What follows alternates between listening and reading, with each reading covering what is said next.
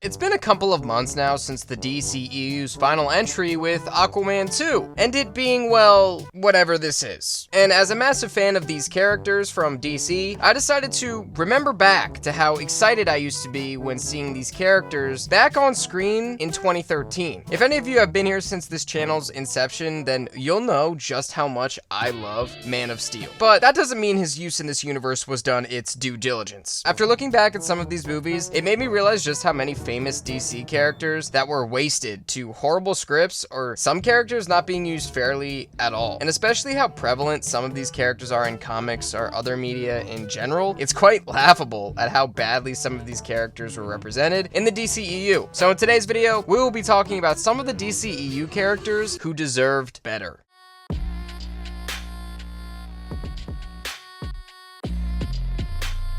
Starting off with mostly everyone's favorite supervillain, we have the Joker, and this has got to be one of the worst interpretations of the character ever put to screen. They turned Joker into a pimp mod boss with face tattoos that mimic Post Malone's actual facial tats. But in all seriousness though, this Joker adaptation is pretty garbage. Joker has very little layering in any of the movies he's in within the DCEU. His Joker portrayal by Jared Leto is a huge miss, making him seem like a weird, kinda sus mental hospital patient, and lacks any charisma and spontaneity someone like Heath or Mark Hamill emitted. Apparently, Jared's Joker had much more nuance in an unreleased David Ayer cut of 2016's Suicide Squad that fleshed out his character much more, but in my honest opinion, I don't know how much of it would actually have saved this kind of portrayal in the film. Thank God the DC universe is restarting, and hopefully we can take a break from Joker and get more Batman villains who are more unknown on screen, because I can't take any more of this type of Joker. But hey, Joker 2 is coming out this year. We shall see how that turns out.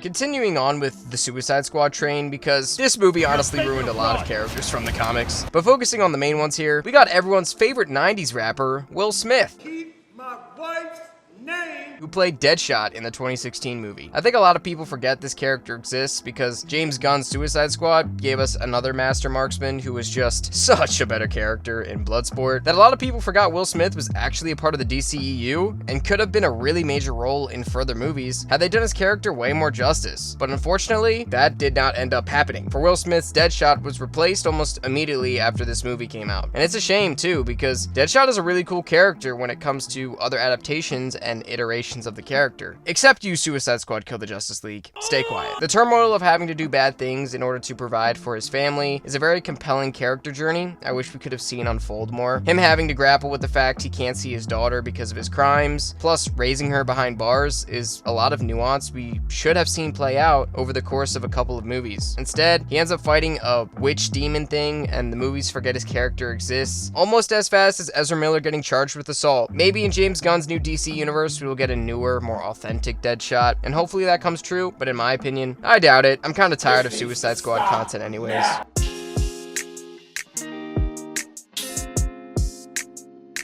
Talk about a shot-in-the-dark character that I wasn't even expecting to make an appearance within this universe at all until Zack Snyder decided to drop a bomb on us with a reveal out of nowhere in his Justice League movie. For most of the time spent in the DCEU, you get to know the General of the Army, who makes an appearance in both Man of Steel and Batman v Superman, and then boom, halfway through Zack Snyder's Justice League, you see him turn into a lot of people's fan-favorite character, Martian Manhunter. Now, part of me believes this was just shoehorned in as a hype moment for the audience, since Zack's DC universe is over and this was his last hope to get all of his fans excited for new characters and content. Call me a conspiracy theorist or whatever, but I buy it more than this being a natural progression of this guy's character. You're telling me this dude is an incredibly intelligent alien being and he still thought it was a good idea to send a nuke at Doomsday? Okay, sure. But anyways, this character is pretty awesome in other media adaptations. I really like him in the Justice League animated series specifically, since pretty much every character in that show is a 10 out of 10. But Martian Manhunter is super cool in that too. I wish the DCEU utilized him much more, since his reveal, although being cool, rings hollow since it doesn't feel natural, but a shoehorned character reveal to get people hyped.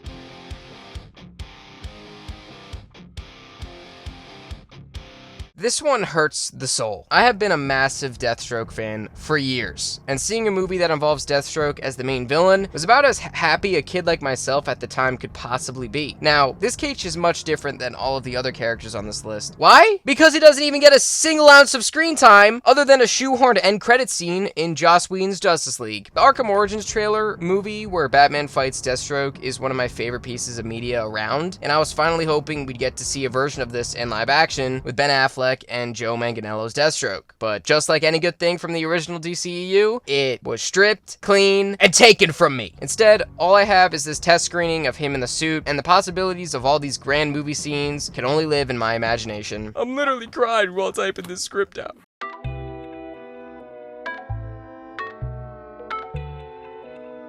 Jesus Christ, was this one a comical miss on the writing team's part? I remember watching Batman v Superman for my 12th birthday in theaters and not liking the movie then, and still not liking it now. No amount of video essays telling me this movie is a masterpiece will change my mind on the fact that it's a convoluted, messy, insane sequel to a relatively overhated origin story. Yes, I'm counting the Ultimate Edition in there too. There's a few great scenes in here, like Batman's warehouse fight scene is obviously a 10 out of 10, even though he straight up murders like 10 dudes in here. Now, when it comes to Lex Luther's character, well, what the fuck was this? I remember my brother and I thought he was supposed to be the Riddler with how he was acting throughout this entire movie, that when they revealed him to be Lex, we just sat there like, what? Lex in the comics is such a sophisticated, intelligent, and put together man that when they took the creative liberty to make him rambunctious, kind of insane, and dramatic, it just felt completely off to us. A lot of the decisions to make characters act way differently than their comic counterparts is what ruined so many DCEU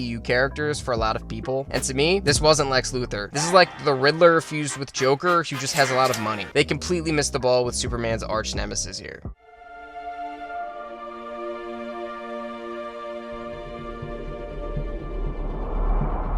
Well, a lot of this comes down to the production of this character's movie and the actor portraying him, but even with his own movie, the studio did not make me feel like I was watching a Flash film, but more so a film that wanted to insert as many cameo appearances as humanly possible to make people forget that the actual story behind it was garbage. I've already discussed the problematic history regarding this movie's production in a video I made last year, so go check it out if you want, but as a character in general, the studio really dropped the ball with making Barry interesting after Justice League. In Zack Snyder's Justice League, although short, we got a lot of great character moments with Barry, where we learned more about his situation and how his life was a mess. With his sit-down conversation with his dad in prison, to helping Iris after her car accident, to good one-on-one conversations with Victor, that the movie allowed a lot of growth to Barry in just small increments. So it came as a complete surprise to see that Barry didn't act like that version of his character in his own movie, taking all of the grounded, nuanced moments of the comics in his Flashpoint storyline and making this convoluted mess of a movie instead. The Flash movie ruins Barry's emotional arc and as a character stunts his growth from Zack Snyder's Justice League. And that's just so sad because the Flash is such a good character outside of the movies and TV shows.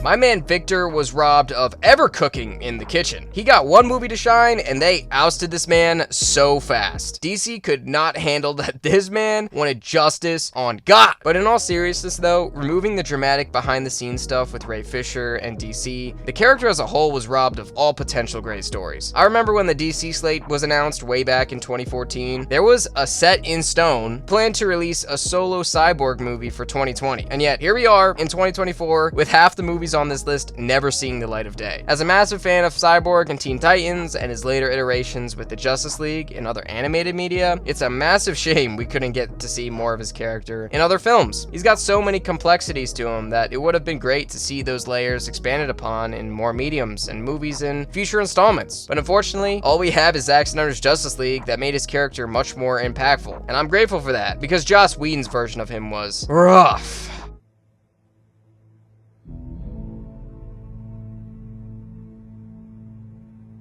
As much as I love Man of Steel and how Superman was represented in Zack Snyder's Justice League, I still think that Superman's character in the DCEU was a huge misstep for the most part. In large part due to Batman v Superman, where he was completely out of character for all of the movie and then ends up dying, meaning he was gone for 2/3 of Zack Snyder's Justice League. In general, Superman, although portrayed by Henry Cavill, who is literally Superman personified, couldn't even save the overall vibe that this version of Superman didn't actually feel like the character. Zack's use of wanting to make everything feel dark and desolate. Even in the beings who are supposed to inspire hope felt really weird. Superman is supposed to be a beacon of light, even when the darkness is very prevalent. It felt like this Superman was an alternate version of the character we all knew and loved, and as the time has gone on, has made me realize just how wrong Zack got this character. What's worse is that Black Adam gave me and everyone false hope that a Man of Steel 2 was in the works with Henry to return, only for James Gunn to rip out our hearts and make that amazing news turn sour, replacing him with his new Superman movie castings. And although I'm really excited for that, it's just a shame how Superman in the DCEU went and how one of the greatest castings for a character ever was wasted.